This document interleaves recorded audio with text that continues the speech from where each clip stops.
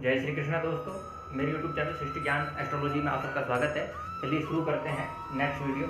पिछली वीडियो में जैसा कि आप लोगों को मैंने बताया कि जो अग्नि तत्व की राशियाँ थी मेष, सिंह और धनु, इनका हाल बताया कि क्या इन आने वाले समय में आपको मिलेगा, क्या बहुत कुछ आप पाएंगे। अब आप बात करते हैं जल तत्व की राशियों के बारे में। जल तत्व की राशियाँ बात करें, सबसे पहले कर्क, वृश्चिक और मीन, ये जल तत्व की राशियां हैं। पांचों तत्वों से बने हुए ग्रह हैं। हर चीज जो है वो पांचों तत्वों से मिलकर बनी हुई है। तो इसमें हम बात करेंगे कर्क, वृश्चिक और मीन राशि के बारे में। अब आप देखिएगा, कर्क से सिंह राशि में सूर्य स्वग्रही होंगे। बुध भी 17 तारीख को आ जाएंगे कर्क लगन के लिए। अब बात करें वृश्चिक राशि की, तो वृश्चिक राशि के दूसरे भाव में गुरु स्वग्रही विराजमान है उसके केतु के साथ। मीन राशि की बात करें तो मीन राशि के दूसरे भाव में भी मंगल विराजमान है स्वग्रही परिवर्तन होने के बाद में। तो अब देखिए क्या प्रभाव पड़ेगा इन राशियों के ऊपर। सबसे पहले दूसरा भाव हमारा किस चीज का होता है? धन का होता है, परिवार का होता है, वाणी का होता है और मुख का भी द्वितीय भाव होता है। उसके अंदर सूर्य आएंगे और कुछ समय बाद, 2 दिन बाद बुध भी आ जाएंगे। तो क्या होगा, घर में मांगलिक काम अगर नहीं हो पा रहा था काफी समय से, तो मांगलिक कार्य होने लग जाएंगे। समय अच्छा है, कर भी सकते हैं, फायदा मिलेगा। रिश्तों की समस्याएं खत्म हो जाएगी। मान लो किसी भी तरीके से कोई अनबन चल रही थी किसी भी रिश्तों में, या एक दूसरे का मतलब लड़ाई झगड़ा ज्यादा चल रहा था, वो भी अब शांत हो जाएगा।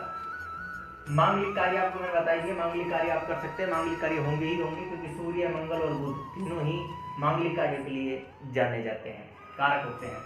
धन प्राप्ति, धन प्राप्ति कैसे होगी? देखो, जैसे ही कर्क लगन है, कर्क लगन से ये दूसरा भाव जो है वो धन का होता है।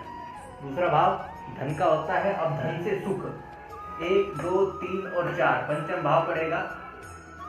वृश्चिक राशि जो इसका स्वामी है मंगल स्वग्रही होकर बैठा है, ठीक है, और गुरु छठे भाव में केतु के साथ विराजमान है। तो धन से सुख की प्राप्ति भी होगी। अगर मान लो नींद की समस्याएं हैं, यदि आप नींद की समस्या से ग्रसित थे, मतलब आपको रात को नींद नहीं आ रही थी किसी भी वजह से, कारण कुछ भी हो सकता है, तो नींद की समस्याएं भी खत्म हो जाएगी। कर्ज की समस्या से आप परेशान थे, या कर्ज दे रखा था या कर्ज ले रखा था, कर्जदारों से परेशान थे, तो उसमें भी अब कमी आएगी। कोई ना कोई रास्ता आपको मिलेगा, या ऐसा प्लेटफॉर्म आप तैयार करेंगे जिससे कि आपके कर्ज में जो है क्या कम हो जाएगा, या कम है तो खत्म हो जाएगा। बात करें आगे, पिता के स्वास्थ्य में सुधार होगा। मान लीजिए आपके पिताजी को कोई समस्या है, एक्सीडेंट अगर हुआ है, या किसी भी प्रकार की समस्या है, आपसे अनबन चल रही थी उनकी, या कोई भी बीमारी थी, तो उसमें अब सुधार हो जाएगा। क्योंकि देखिए, आप बात करें दसम भाव में मंगल स्वग्रही होकर बैठेंगे, सूर्य जो पिता के कारक है वो अपने घर में बैठेंगे, तो पिता से संबंधित, पितृ कार्य से संबंधित भी सुधार होगा। और रिश्तों में अनबन चल रही थी पिता के साथ में, तो मधुरता आने लग जाएगी। बात करें गवर्नमेंट जॉब की, अगर आप तैयारी कर रहे हैं, पेपर आपने दिया है, उसमें सिलेक्शन हो सकता है, प्रमोशन आदि हो सकते हैं। प्रमोशन, ऊंचाई की बात करें, ऊंचाइयों तक ले जाने का काम गुरु करते हैं। और प्रमोशन, अगर बढ़ोतरी की बात करें, मान सम्मान की बात करें, सूर्य की बात करें, तो सूर्य भी अपने घर के अंदर बैठे हुए हैं, विराजमान है।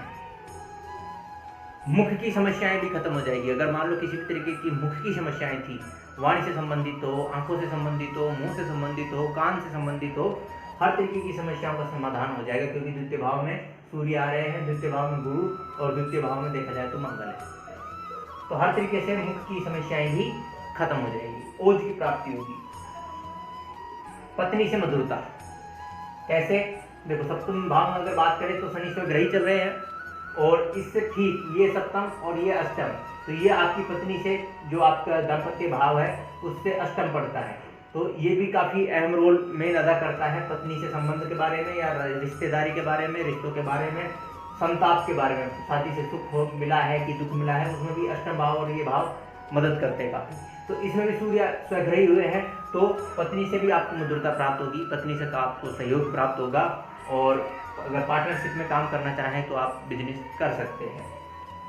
कोर्ट केस आकर अगर चल रहा है काफ़ी समय से, तो उसमें भी आपको अब कोई ना कोई रास्ता मिलेगा और जीत की ओर आप अग्रसर होंगे। थोड़ी सी पूजा आपको करनी पड़ेगी, उसके अंदर आपको कोर्ट केस में भी सफलता मिल जाएगी।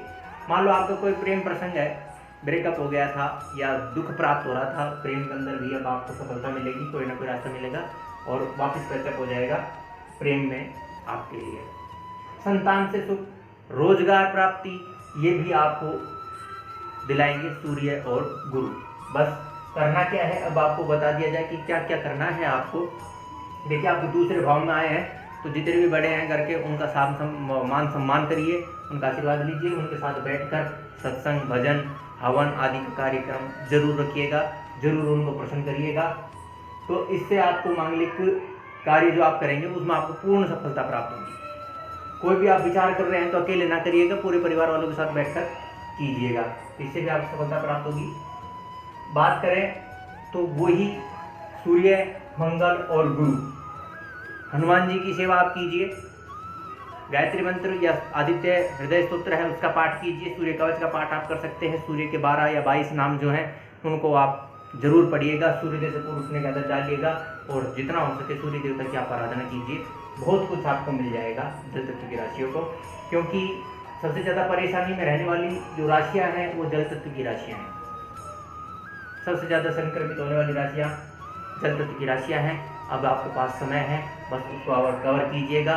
और यह वीडियो अगर आपको पसंद आता है तो प्लीज़ अपने परिवार वालों को, पड़ोसियों को और जो भी आपके मित्र बंधु हैं व्हाट्सएप फेसबुक पर, उनको ज़रूर शेयर कीजिएगा। और आप यदि अपनी जन्म कुंडली का विश्लेषण करवाना चाहते हैं तो मेरे यूट्यूब चैनल सृष्टि ज्ञान एस्ट्रोलॉजी पर आप सब्सक्राइब कीजिएगा, लाइक कीजिएगा और शेयर कीजिएगा। फिर मिलेंगे नेक्स्ट वीडियो में अगली राशियों को लेकर, तब तक के लिए जय श्री कृष्णा, श्री राधे।